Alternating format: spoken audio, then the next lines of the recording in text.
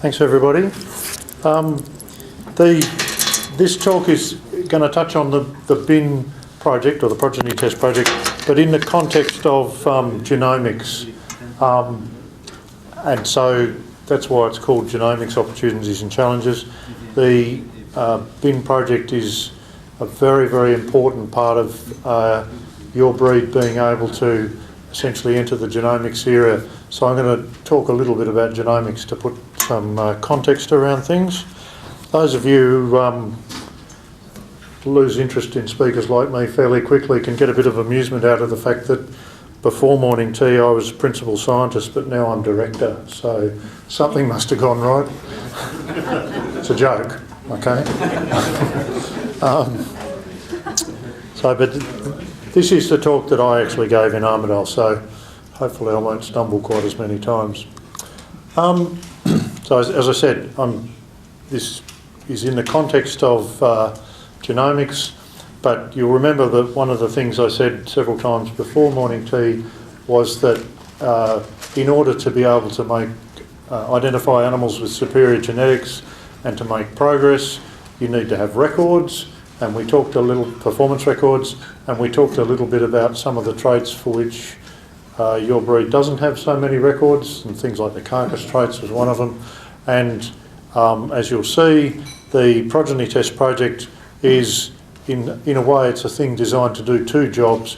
One is to get data for some of those traits that are very hard to otherwise get records on, and simultaneously make it easier for you to get into and exploit genomics. So I'll touch on what genomics is likely to offer, what are the risks and how to address them, and you'll see I'll come back to the theme that I was boring you with before morning tea, which is about what individuals can do and the breed as a whole needs to think about doing. This is a kind of abstract way of rephrasing what I told you about earlier on, that everything in genetic improvement ultimately starts with some data or records. So I'm going to work through this diagram, but the whole thing starts with having some data or some records for the traits that you're interested in. Now, the breed plan system, as you'll see, basically turns data into information, and then once you've got that information, people like yourself and your clients can disseminate that information and harvest its value. And if that sounds a bit abstract, you'll see what I mean in a second, but as John pointed out, I could be a character on The Simpsons, so if you don't follow everything, it's kind of okay. But in our system, this first step, the data, comes from breeders. People like yourself record things like growth rate and the calving and so forth. That's the data that we're talking about. Genetic analysis or breed plan, that's that one there, turns that data into information. So we go from raw data, like number of kilos or number of calves or whatever, and we get back these things called EBVs and indexes.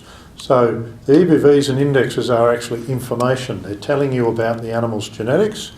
The raw data doesn't do as good a job of doing that. So we do some analysis and we end up with information. Now, the real challenge for this whole system, let me just go back for a minute. So you can see there's some cost there. It costs money to record cattle. There's a little bit of cost there, not a huge amount. Once you've got the information, this is kind of what breeding and commercial production is about. You try and turn good bulls into good progeny and get as many of them as possible. But over here we've got some cost, a bit of cost here. So we start off up this end with costs and we turn it into earnings out here. Now, that's a fairly standard production system for almost anything these days.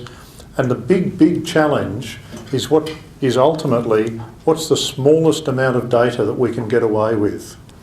If we only had to measure one animal in order to sell all the bulls in the Hereford breed, that'd be really neat. Because, I mean, people who wanted to measure things just for fun, they could keep doing it. But if you only really had to measure one animal, it'd be neat because it'd be a lot less cost. That's not, by the way, possible. Don't write that down if anybody thought that was in it. So, but the challenge is to work out what's the smallest amount of data that we can get away with and then multiply it up to turn it into money. Now, genomics is really, really neat in that equation, because currently, as we said, we measure some animals out here, we turn it into EBVs, and then we get some bulls and we produce progeny from them. Now, genomics basically allows us to do part of that a little bit sort of multiplied. It's like an amplifier switch. I'm sorry to mix up my metaphors, but I have a bit of a tendency to do that. So let me just concentrate on genomics for a moment. I'm sure you've heard about what genomics is, but just a really simple description is you just take some sort of sample from the animal. It might be blood or it might be hair, and you extract from that the DNA, which is the material that makes up the chromosomes, and you can read the DNA sequence of the animal. Now, this is a really, really amazing breakthrough that's happened basically in the last 20 years. It's one of the most amazing breakthroughs the human race is ever going to make. So we can now read the DNA of animals, and we can do it on plants and humans and blah, blah, blah. But why that's important is that under certain conditions, it allows us to work out how good or bad that animal is without having to go to the trouble of recording that animal. So we take a hair sample or a blood sample from a young Hereford bull, we do the right preparation, we read it through a machine that goes ping, for those of you who remember Monty Python, and it gives us the DNA read, and we can then turn that into EBVs. So that's the kind of special thing that we're talking about when we talk about genomics. It's we take a sample from the animal and we can, under the right conditions, we can actually learn from that sample about how good or bad that animal is genetically. Now, in principle, you can do it for anything that you care to be interested in, and we'll talk about that in a moment. But why it's particularly attractive to people like cattle breeders is there are some things that you can actually measure reasonably easily. I'm assuming that weighing cattle is not too difficult. It's, you've got to have scales and you've got to get them in the right place and write the numbers down and stuff, but it's not a particularly difficult thing to do.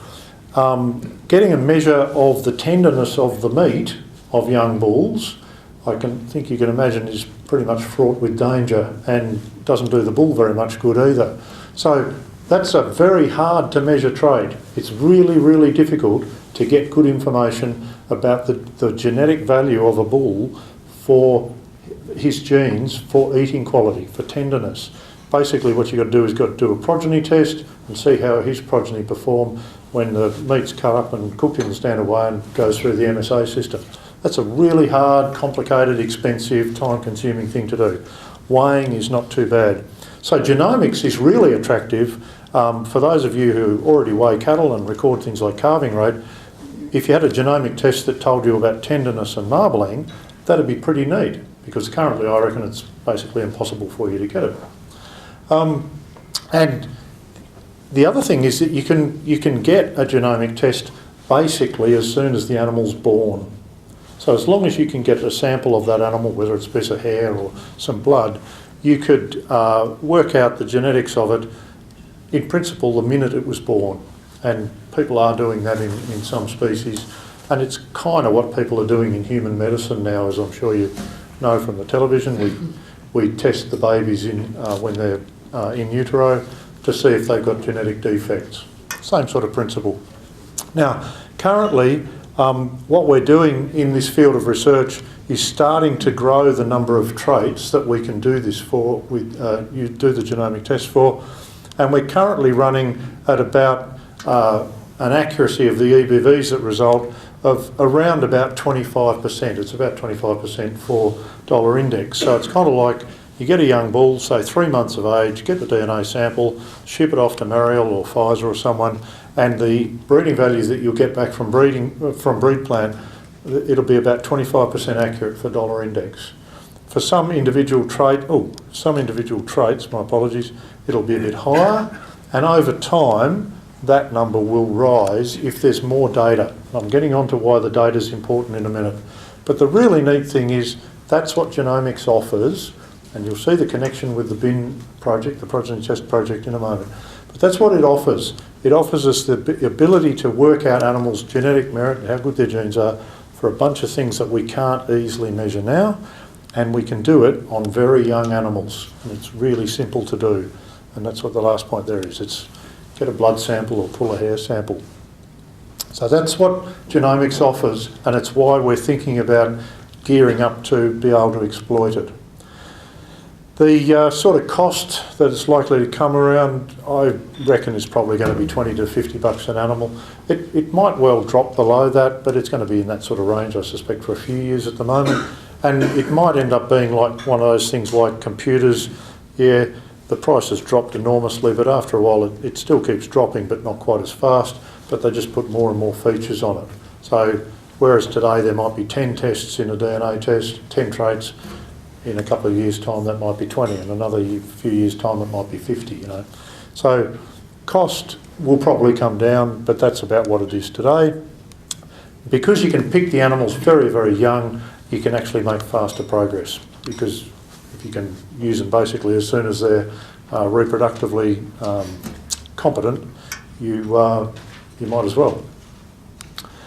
Now, the risks around genomics though, so I've painted what I hope sounds a reasonably appealing picture about genomics. It's got some attractive features, but the really massive problem or question behind it is how well calibrated is the test.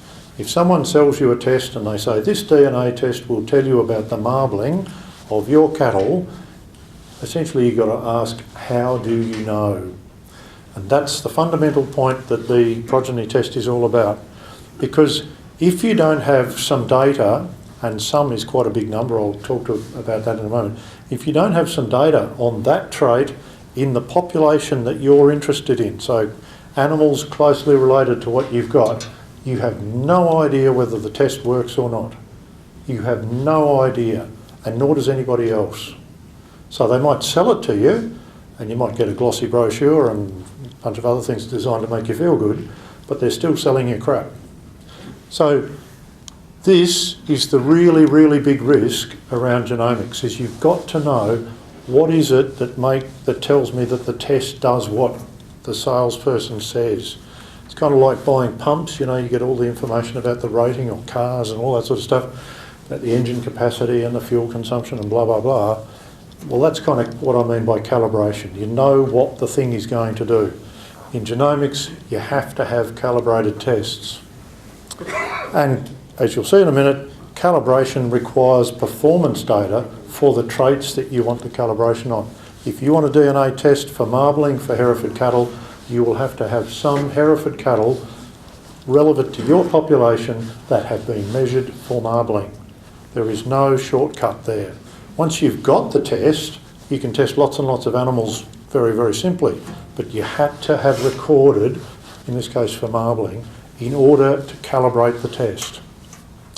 Now currently, the big challenge for Hereford in this context is that just the numbers of animals that are being recorded mean that you are absolutely scraping the barrel for the ability to calibrate tests for anything other than basically growth rate, because you've got whatever it is, 10 or 20,000 animals a year being recorded for those, and you're getting down to 1,000 or 2,000 a year being recorded for some of the carcass traits, and that's pretty close to the bare minimum of what you need, as you'll see in a minute.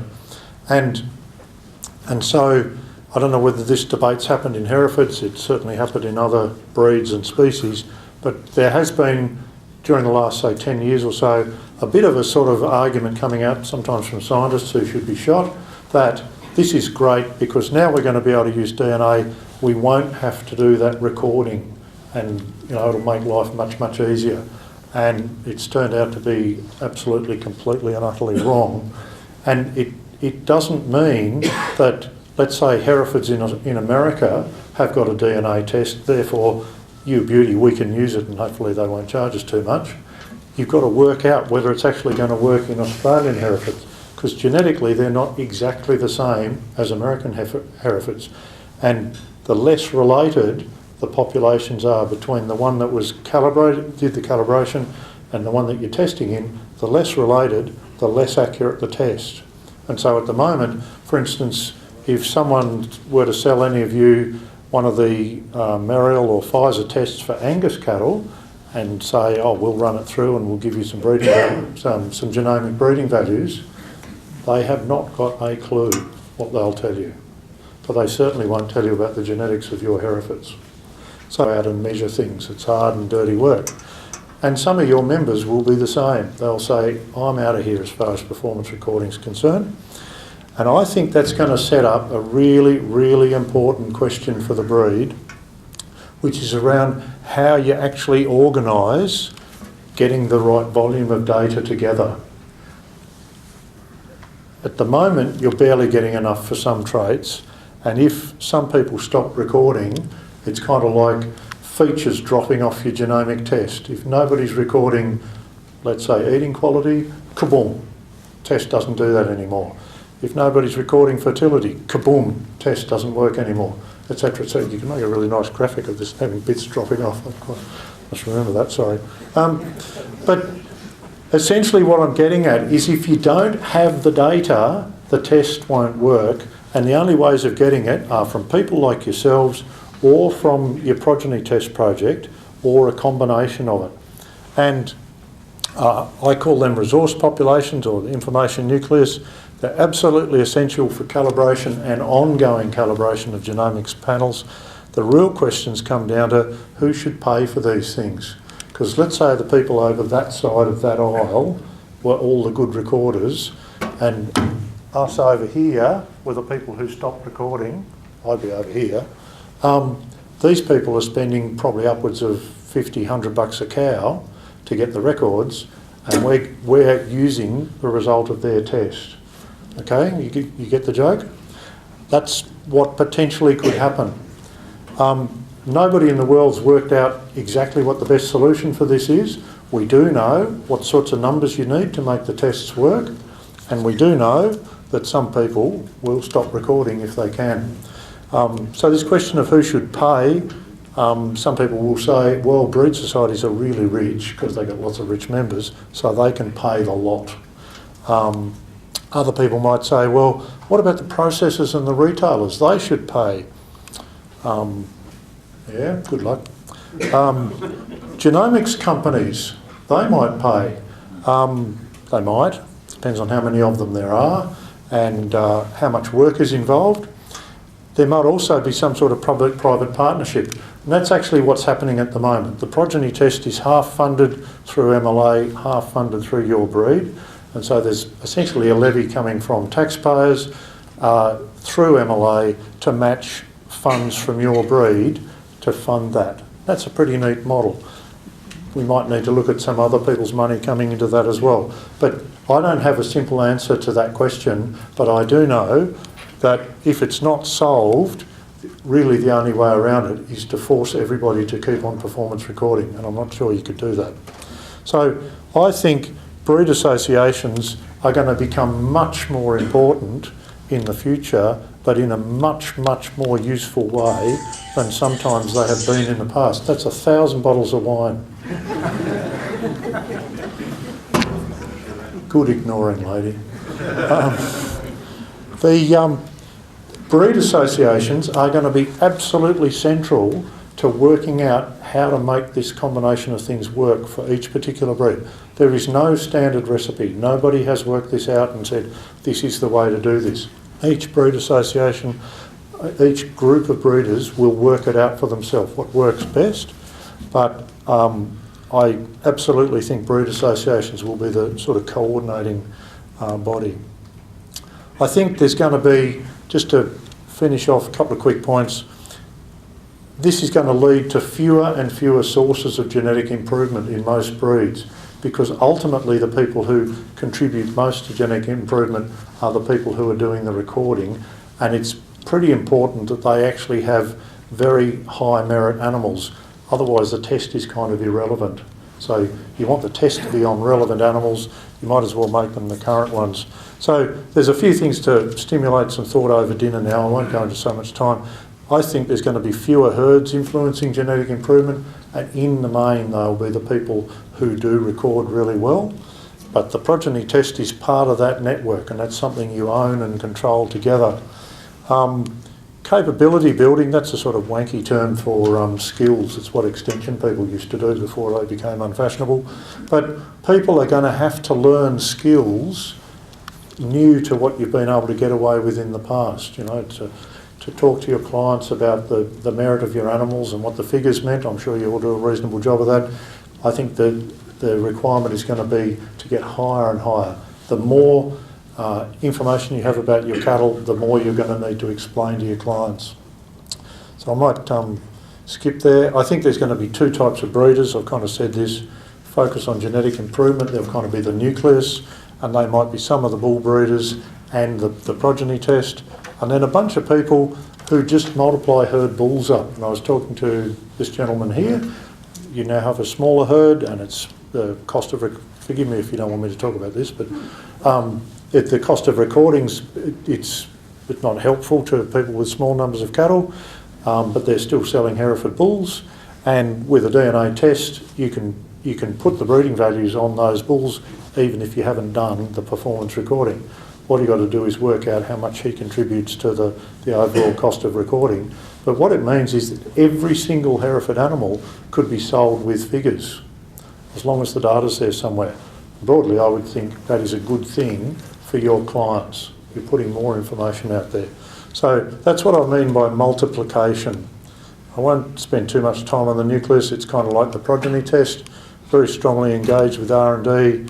It is either all or part of what I'm calling the reference population, but it's ultimately phenotypes, because that's what will make you win. So I started off with this really neat diagram that I made up, converting data into information that generates wealth. That is still going to be the case. You've still got to work out how to do that as effectively and efficiently as possible, but success is going to depend on, you've got to have the right data. I reckon once you've got up to that sort of 5,000 or so mark, thereafter you're going to need to keep that data topped up with 1,000 or 2,000 animals intensively recorded every year in order to have genomic tests that will work for you. You must have efficient breeding programs. This is what I talked about before. You guys can't get away with $2.40 per cow progress very much longer. So using genomics, it can help you make progress, and you're going to have to get very, very good at customer relationships. And I like this when I said it in Armidale, so I'll say it again. But I kind of said it before morning tea. You're already behind the 8 ball. The next few years could be the end game or start of a completely new era. You're going to hear more from Jeff Taylor about how the project works, the bin project works. Take it from me, it is a very, very valuable initiative for your breed. Something like it, I think, will be essential forever. Something like at least some breeders doing a really good job recording will be essential. It gives you a platform to grow. Thank you.